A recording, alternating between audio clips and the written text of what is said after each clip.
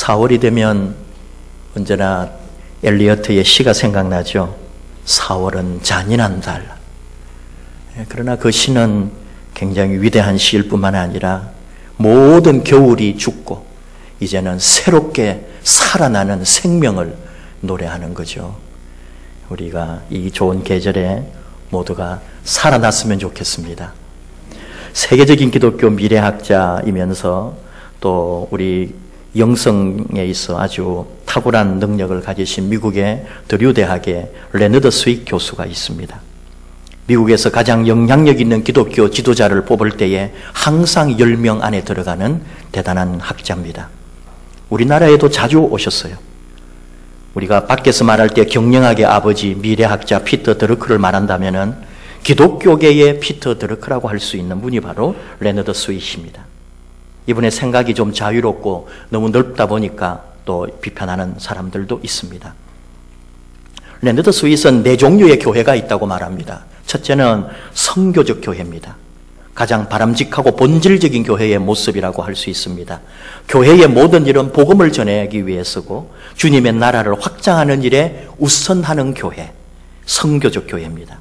지금도 열심히 선교하고 열심으로 복음 전하는 교회들이 있습니다. 하나님의 나라의 지평을 넓혀가고 교회의 사명을 잃지 않는 교회, 성교적 교회입니다. 둘째는 목회적 교회가 있습니다. 교회가 성교적 사명을 조금 잃어버리면 바로 목회적 교회로 바뀌게 된다는 거예요. 전도 중심, 성교 중심의 교회가 열심을 잃어버리면 목회적 교회로 변질된다고 봅니다. 목회적 교회라고 하는 말은 전형적으로 사역 중심이고 목회 중심, 행정 중심이라고 할 수 있는 그런 모습인데요. 목회자는 자기 목회 일에 전념합니다. 또 성도들은 성도들의 직분과 맡은 일에 충성합니다. 그런데 복음을 전하거나 전도를 하는 일에는 미약합니다. 설교에도 복음 전도에 관한 설교를 많이 하지 않습니다. 목회자들이 또 성도들이 믿지 않는 영혼이나 영혼을 살리는 일, 복음 전하는 일에 관심이 약하다는 거예요. 어쩌면 우리 교회가 이런 모습일 수 있습니다. 셋째는 현상 유지적 교회입니다. 목회적인 교회가 좀 더 또 나빠질 때는 이게 변질되면 현상 유지적 교회가 된다고 지적합니다. 현상만 유지하려고 하는 교회는 절대로 부흥하거나 발전이 없습니다. 안주하는 거거든요. 모든 것을 귀찮아하고 형식만 남고 껍데기 신앙으로 가는 그런 교회. 목회적인 것보다도 또 성도들의 사역조차도 어쩌면은 찾아보기 어려운 겨울잠을 자는 단계에 들어가 있는 교회가 바로 현상유지적인 교회다. 레너드 스윗은 비유로 말합니다. 이런 교회는 좀 거슬리는 비유지만은 한 30여 년 이상 이렇게 한 목사님이 담임 목회를 하시다가 이제는 은퇴를 한 3, 4년 앞두고 있는 그런 교회. 절대로 일을 버리지 않습니다. 그건 그 담임 목사님뿐만 아니라 성도들조차도 절대로 큰 일을 하지 않으려고 합니다. 목사님 바뀌고 새로 목사님 오시면 우리 교회가 뭘 하겠다는 거예요. 그래서 모두가 다 잠잠한 교회, 뭔가 획기적이고 새로운 걸 제안하면은 은혜롭게 가만히 있으라고. 새로 목사님 오실 때 우리 하겠다고 하면서 저도 그런 교회에서 부목사를 해본 적이 있습니다. 네 번째는 박물관 교회입니다. 박물관 교회는 생명도 열정도 눈물도 기도도 헌신도 순종도 다 옛 이야기가 되어버린 교회. 레너드 스윗은 말합니다. 박물관에는 무엇이 있는가? 미라가 있을 뿐이다. 마찬가지로 박물관 교회에는 무엇이 있겠는가? 미라 같은 성도들로 가득 차 있다. 죽은 시체 같은 성도가 누워있는 교회, 박물관 교회입니다. 설마 우리 교회가 박물관 교회일까? 우리는 대답해야 합니다. 예, 그렇습니다. 우리는 우리 교회가 선교적 교회라고 하기에는 너무나 찜찜하지만 그래도 목회적 교회 정도는 되지 않을까라고 말하고 싶습니다. 그런데 아닙니다. 우리 교회는 박물관 교회에 더 가깝습니다. 이런 위기의식이 없다면 우리 교회의 미래도 우리 자신의 변화도 기대하기 어렵습니다. 항상 기억해야 할 것은 교회의 존재 이유가 무엇인가? 우리 교회가 왜 존재해야 하는가 하는 것을 새롭게 해야 합니다. 아무런 기대감도 없고 영혼 구원에 대한 열망도 없고 전도와 선교에 대한 비전도 없고 이웃 사랑의 실천과 하나님 나라에 대한 소망도 없다면 오늘 우리가 매주에 모이고 매일 모인다 할지라도 우리 교회는 박물관일 수밖에 없습니다. 교회는 왜 존재할까요? 이 질문은 우리가 오늘 왜 모였을까요? 하는 질문과 같은 말입니다. 우리는 왜 주일마다 모여서 예배드리고 주중에는 기도회를 하고 또 훈련, 공부, 친교를 하고 신방을 하고 이웃을 섬기고 이런 일들과 교회 활동을 왜 하고 있을까요? 여러분은 왜 교회 질서에 순종하고 목회자의 가르침을 따르고 교회를 위해 여러분의 시간과 물질을 들여 헌신하고 있습니까? 왜 그렇게 하고 있습니까? 우리는 복 받으려고 그러지 않습니다. 그 정도는 우리가 다 생각하고 있습니다. 우리는 그보다 더 높은 목적과 가치를 알고 있기는 합니다. 우리가 이렇게 주님의 교회를 사랑하고 섬기는 이유가 있단 말이죠. 그것은 예수님 말씀에 순종하기 때문입니다. 예수님의 말씀은 바로 마태복음 28장 19절 20절 그러므로 너희는 가서 모든 민족을 제자로 삼아 아버지와 아들과 성령의 이름으로 세례를 베풀고 내가 너희에게 분부한 모든 것을 가르쳐 지키게 하라. 이 말씀입니다. 또 사도행전 1장 8절 예수님께서 성천을 하시기 전에 마지막으로 남기신 말씀 오직 성령이 너희에게 임하시면 너희가 권능을 받고 예루살렘과 온 유대와 사마리아와 땅끝까지 이르러 내 증인이 되리라. 우리는 바로 이 말씀을 따르고 이 말씀을 실천하려고 모였습니다.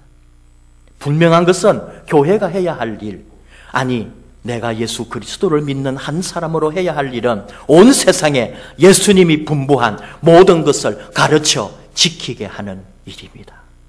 우리가 모인 이유는 바로 이 세상에 예수님을 전하기 위해서입니다. 이것이 우리가 해야 할 중요한 일 중에 하나입니다. 전도라고도 하고 선교라고도 말합니다. 이 일을 위하여 우리는 예배드리고 이 일을 위하여 우리는 공동체를 이루고 이 일을 위하여 교육하고 훈련하고 섬기고 교제하고 있습니다. 여기서 말씀하실 때 주님의 말씀 분부한 것을 가르쳐 지키게 하라 이 말씀도 기억해야 합니다. 전도를 하고 선교를 해야 한다는 것 알겠습니다. 예수님을 전해야 한다는 것은 알겠습니다. 그런데 예수님을 어떻게 전합니까? 예수님의 무엇을 전합니까? 예수님이 답을 주셨습니다. 내가 너희에게 분부한 모든 것을 가르쳐 지키게 하라. 그 예수님이 분부한 것이 무엇이냐 하는 거죠. 분부는 명령과 같은 뜻입니다. 내가 분부하고 명령한 것이 무엇일까요? 예수님께서 우리에게 무엇을 하라 명령하신 것은 너무 많습니다. 회개하라고 했습니다. 이것도 명령입니다. 기뻐하고 즐거워하라고도 합니다. 이것도 명령입니다. 심지어 네가 네 손이 범죄하거든 네 손을 찍어버리라고 그럽니다. 이것도 명령입니다. 너무나 많은 명령이 있습니다. 그런데 그런 식으로 주님의 명령을 지키려고 하면은 우리는 제대로 명령 지킬 것이 하나도 없고 도리어 지키지 못할 겁니다. 예수님이 분부하신 명령의 핵심을 찾아내야 합니다. 예수님이 우리에게 가르쳐 지키라고 해주신 그가 분부한, 그가 명령한 핵심의 내용이 무엇이냐? 그것은 사랑하라는 명령입니다. 마태복음 22장 37절 이하 예수께서 이르시되 네 마음을 다하고 목숨을 다하고 뜻을 다하여 주 너의 하나님을 사랑하라 하였으니 이것이 크고 첫째 되는 계명이요 둘째도 그와 같으니 네 이웃을 네 자신같이 사랑하라 하셨으니 이 두 계명이 온 율법과 선지자의 강령이니라. 요한복음 13장 34절 새 계명을 너희에게 주노니 서로 사랑하라. 내가 너희를 사랑한 것 같이 너희도 서로 사랑하라.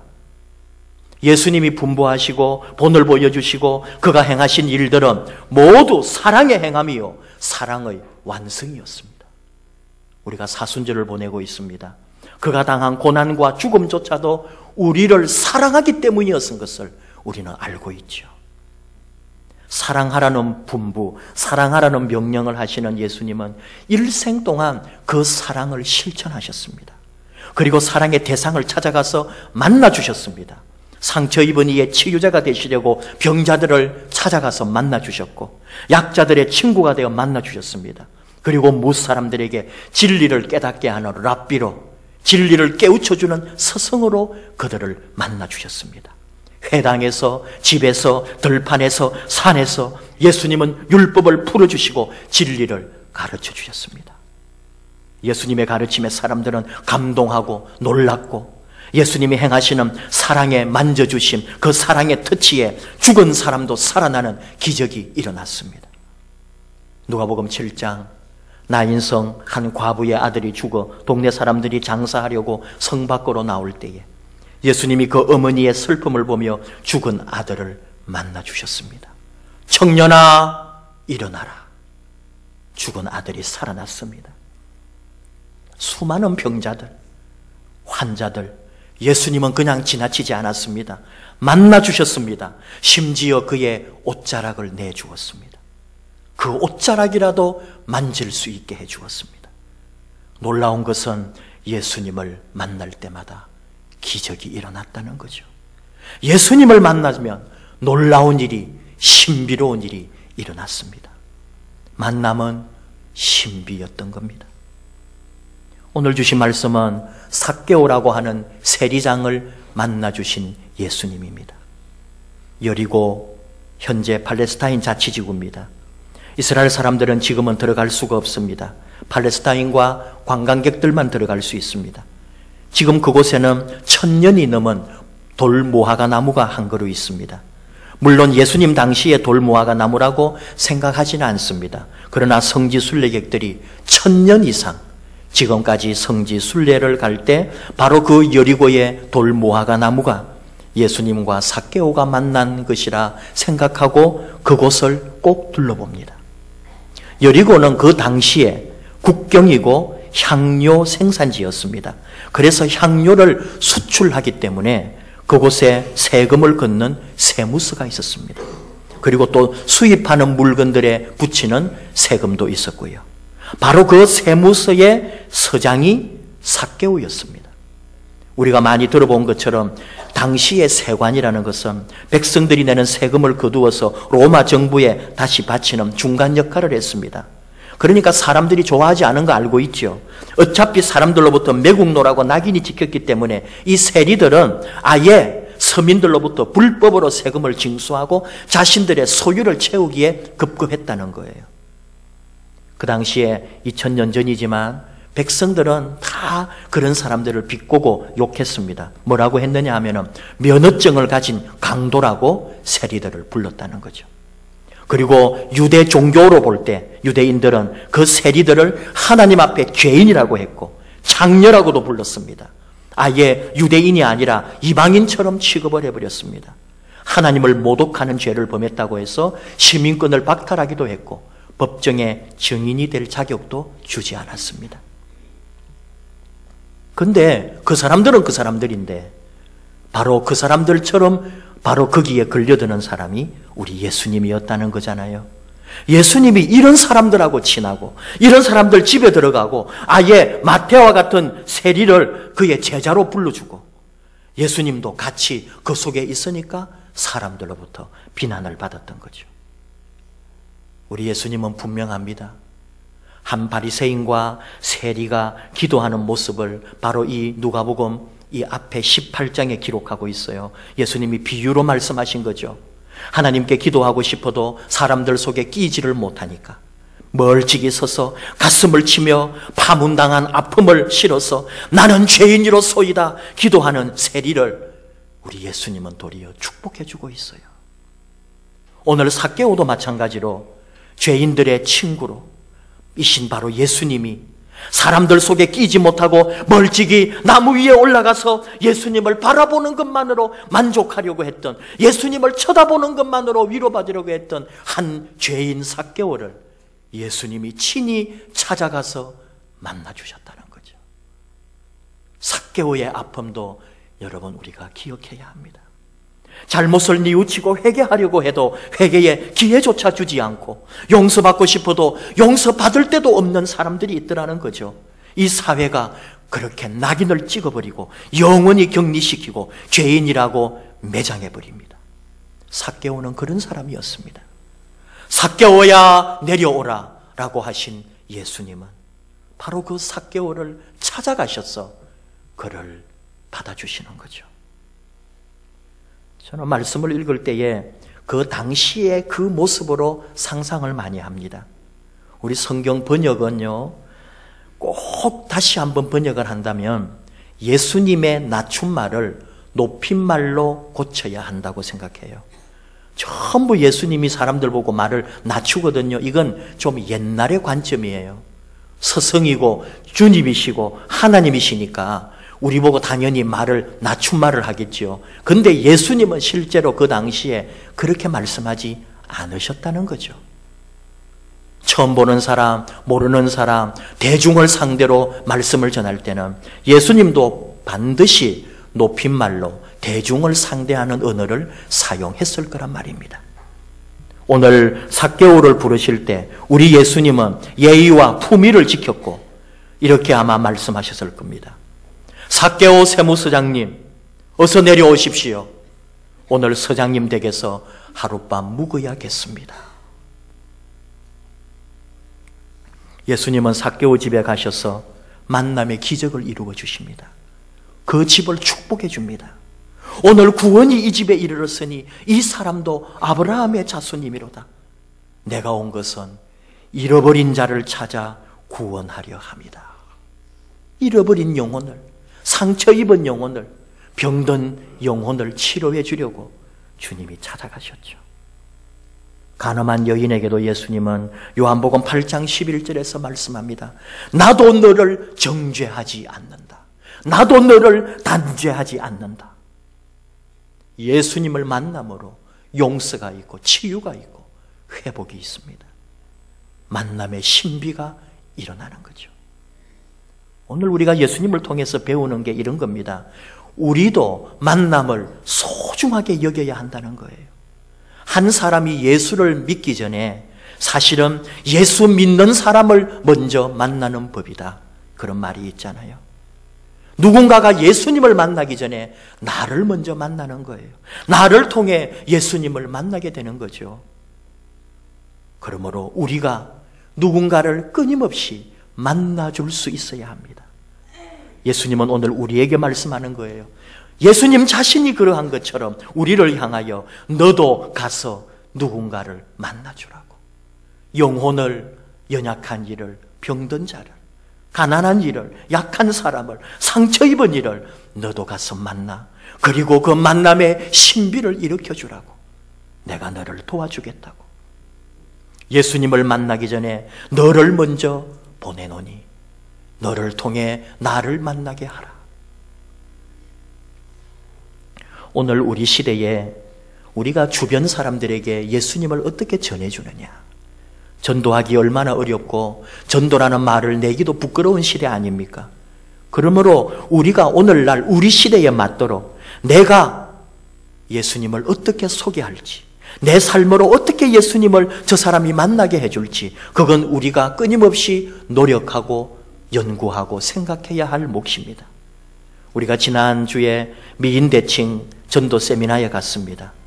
미소 짓고 인사하고 대화로 칭찬하자. 이런 것들도 바로 오늘 우리 시대에 이웃과 더불어 믿지 않는 사람에게 그리스도인으로 어떻게 다가가야 할지, 일상에서 삶에서 나의 겸손과 섬김과 대화와 칭찬으로 다른 사람에게 복음을 전할 수 있다면 그런 걸 같이 모색하고 연구했던 거죠.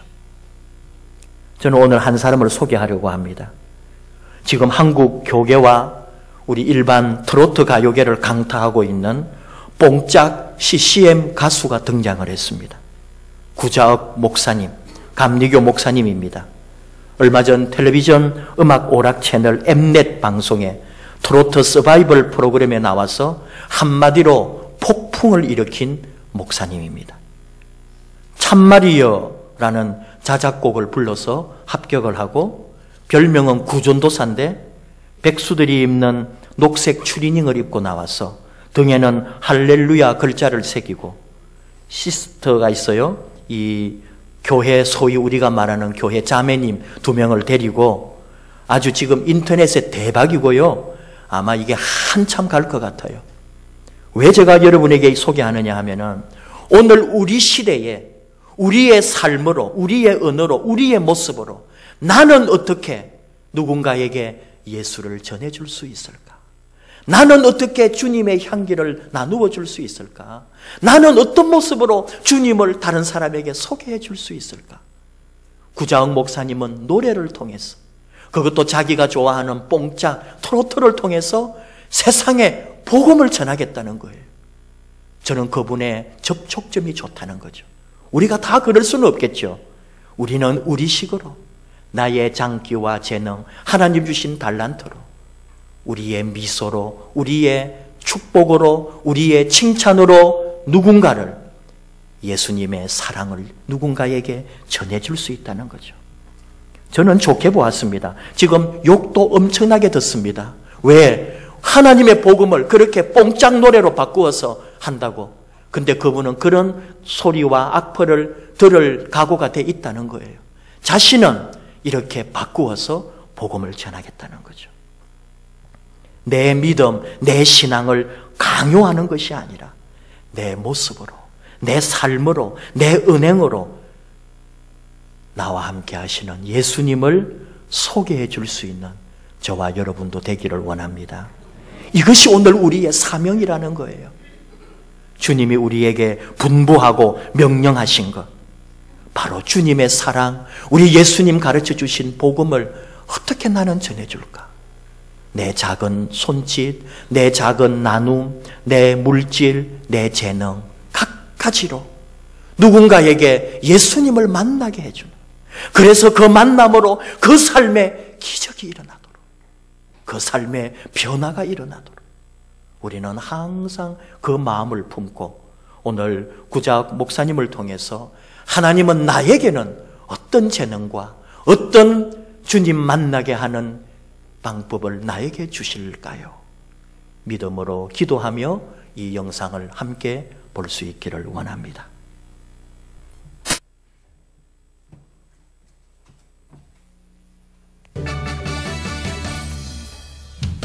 아빠 참말이여 믿을 수 없건디 하나님 인간이 되셔 이 땅에 오셨다고. 아빠 참말이여 믿을 수 없건디 하나님 나 대신해서 대신 죽어주셨다고. 이리저리 사람 발만 둘러봐도 어디가 이쁜 구석이 있어서 하나님이 친히 찾아오셔서 그 모습을 내준단 말이야. 이 참말이야. 성경에 써있듯이 하나님 인간이 되셔 이 땅에 오셨다고. 진짜 참말이에요. 성경에 써있듯이 하나님 나 대신해서 대신 죽어주셨다고. 이리저리 사람 발만 불러가도 어디가 이쁜 구석이 있었어 하나님이 친히 찾아오셔서 그 모습을 내준단 말이야.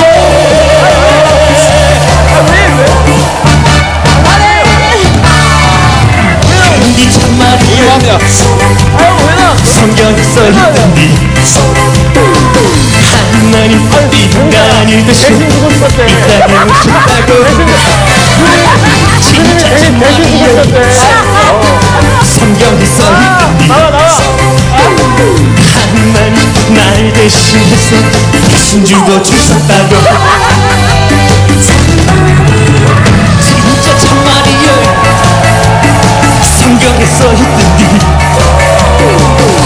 하나님 날 대신해서 대신 죽어주셨다고. 하나님 날 대신해서 대신 죽어주셨다고.